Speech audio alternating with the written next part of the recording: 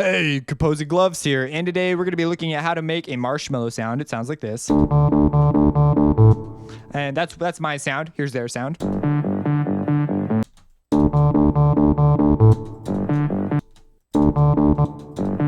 So just showing you sort of what I was going after. I was listening to this first bit a lot. Now mine's a bit bigger. I would need to thin it out more. I could probably get at it more with EQ.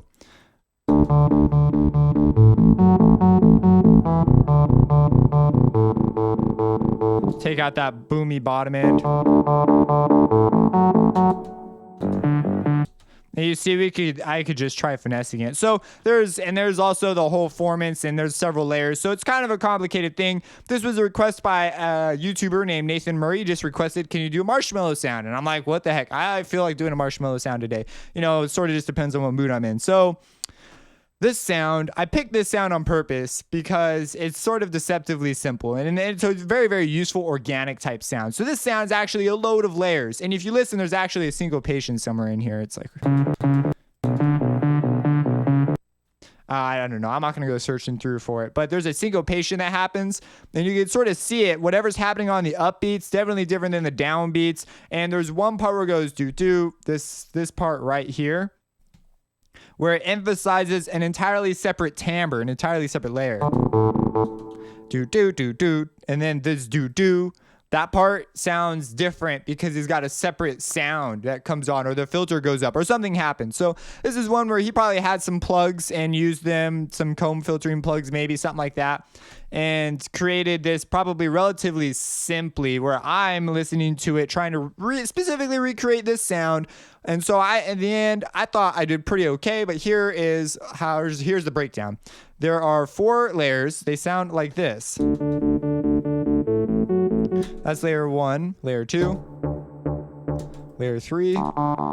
That's the main layer. This is the one that, like, oh my gosh, you could spin forever on that one. And then layer 4.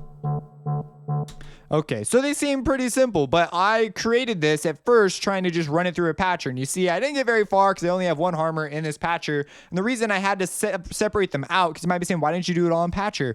Well, they play different lines. You see, he's got these layers, and one of the geniuses of layering is they're all part of the same sound, but they only come in at specific parts. And so I had to layer them all separately. And originally they all started as saw waves that have been high passed. If you look at his original sound, check out the spectrogram. That high end has just been butchered and the low end has been butchered. It's pretty much band pass. So I was going low passing though. I was low passing tons, which is why when I made that EQ move, which all of them are going into this bus, into this EQ, I did that.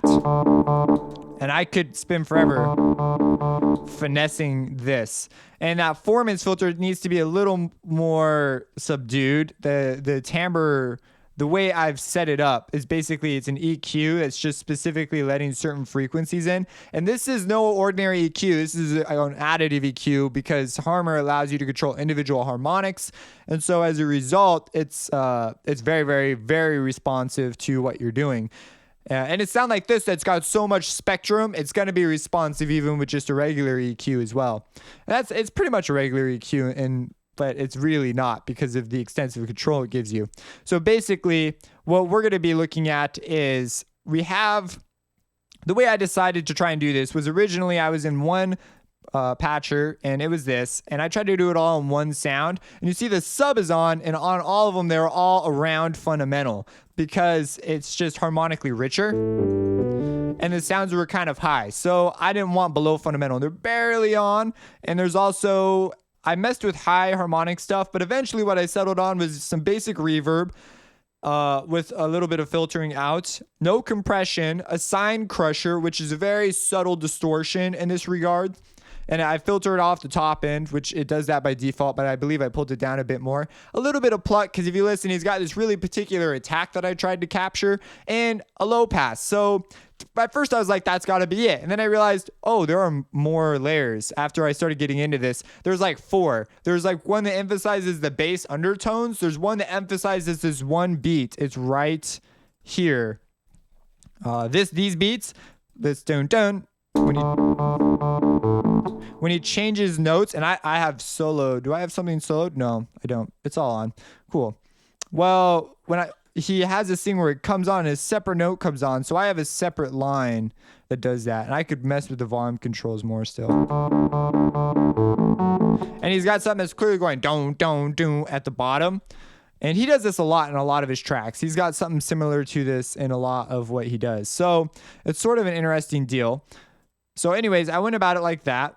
And on side B, I brought it down an octave. I only brought up the first sub, so it's just below the fundamental, an octave below the fundamental. And it stays with the same parameters, but I low passed it much heavier. So that only is basically a sine tone with a few harmonics we're getting through. That was what I was going for there.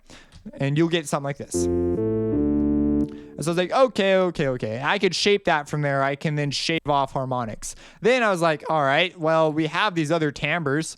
And so let's move on to this guy.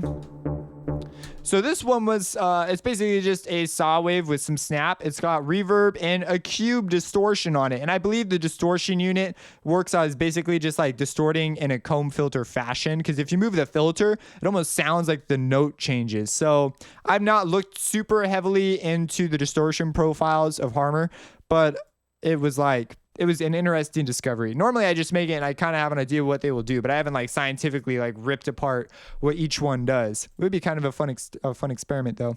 So what I did was the volume, and this is for the snap because he's got a really particular snap. This one, some finessing, but it's got the pluck and it's also got the volume sort of aiding it just a touch, and it's also being low pass. If you turn on the high pass, it sounds sort of like plasticky is the way I see it. So I didn't want that.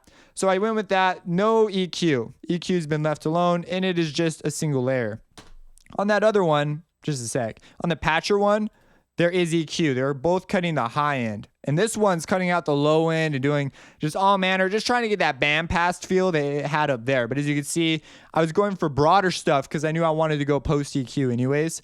Or I made that decision as I was going. It's kind of weird the way this stuff happened. Now this one's the touchy one, okay? So if you listen to that original sound, it definitely sounds like there's some formance going on. Like certain frequencies are receiving emphasis in the sound because it definitely wasn't just like a normal saw wave.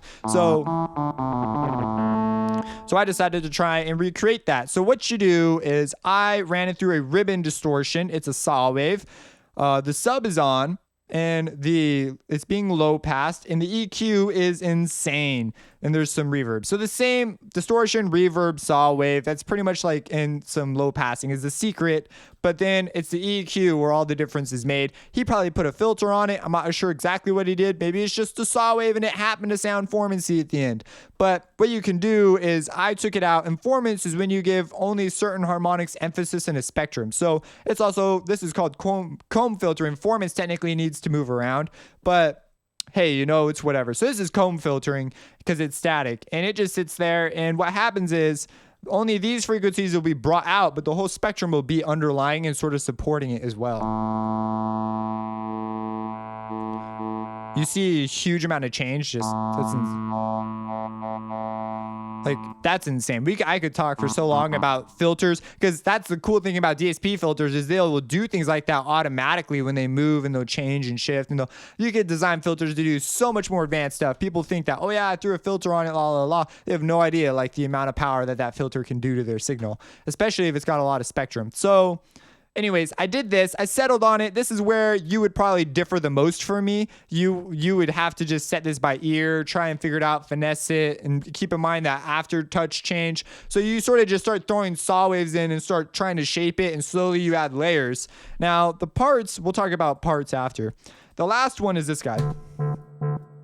If you listen, he's got like this sort of wow, wow, wow thing that comes in on every beat. Not like a wah, wah, wah thing, like a bow, bow, bow, bow. And it's sort of aggressive, but it's sort of like a chomping thing, I guess. I picture like a mouth eating something. But what it is I went for was I low passed it hardcore. I believe this is also the ribbon distortion. And it is got the sub on. And there's some reverb. So it's literally the same thing, just trying to come up with different ways of shaping it. And again, the difference is the way I shape this. This one has huge formance on it. So it's got this big bump and sort of the low mid register, a little bump in the upper mid register. And then I do not want the highs or the lows very much at all. And it plays very low notes, and the pitch is down an octave, as you can see here. So down an octave. So I'm going kind of fast because I got to go to school. But there's another octave pitch down here on the formance one too. The other ones are normal. And that first one has 2, which the second one's down an octave.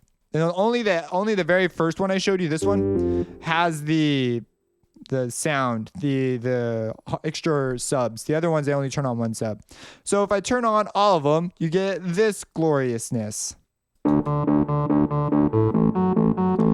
And at first, people will listen and they'll be like, oh, that's so easy to do. And they'll try and do it in one sound, and then they'll never be able to do it because it's the layers. You simply can't do it in just one sound. It's just not possible because I have written different parts, and that's one of the geniuses of it. So okay, let's talk about this. What this is there's the main part that's going do, and this is sort of like, now we're taking sound design and applying it in sort of our songwriting in dynamic ways. So what we have here is we have our main chord progression. I tried to get close to what he was doing. So main chord progression. Something I left out of here is the way he has an attack and release on his sound, which we would probably honestly want to vary as we go through automation. But I'm gonna leave that detail out. But if you really wanted to get crazy, you could send them all. You could take the sounds that are the most important ones because it might be annoying to do them all. And you can just automate the attack and release, maybe the release and mostly not the attack so much. That way you can get a more organic feel as you're going, more of an analog feel, a little bit of variation, small stuff. That would add a really dynamic feel to your sound, especially if only 1 or 2 layers were doing it. So what we have here is we've got this chord progression. That's the main chord progression. That goes to the form and C sound because that's the main sound. It focuses on the upbeats though. That's its job. Then the patcher is sort of that subby thing. It's doing the same thing, okay? But if you look at the volume on this guy, he is, let's see here. Oh, he's pretty loud, actually. He's loud. The formance guy has been turned down. So it's kind of this interesting relationship. I have also turned down pretty much everything else. This is stuff that you have to just settle on. But anyways, they play the main parts. So these are the main part guys without the other 2.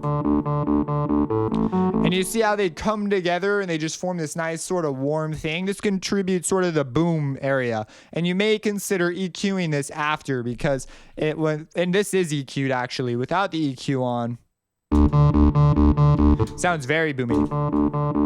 And so it's sort of a thin sound, but it will poke right through the mix. So you have room for your kick down here. There's lots of room for your kick, and you have room for stuff above it. So it fits really nice. It's a really great thing. And he later on in the song actually brings in an upper harmonic bell, sort of tropical bell texture thing. He tends to do that in a lot of his tracks.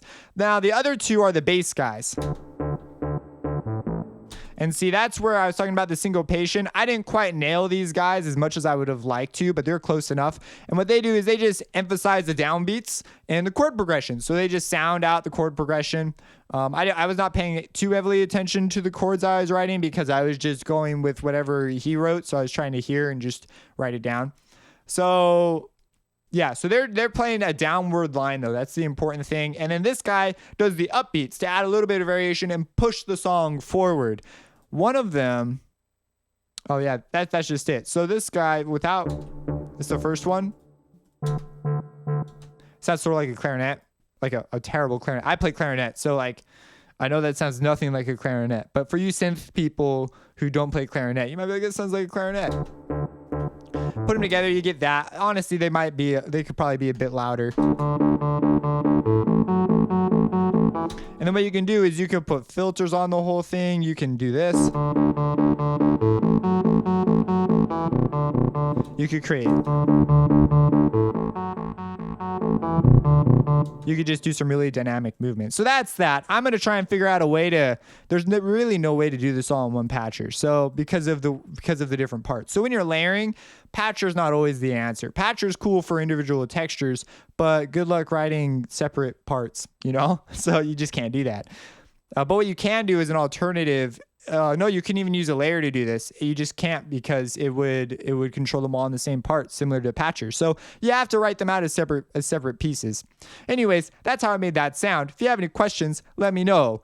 Subscribe, support me on Patreon, and have a blessed day.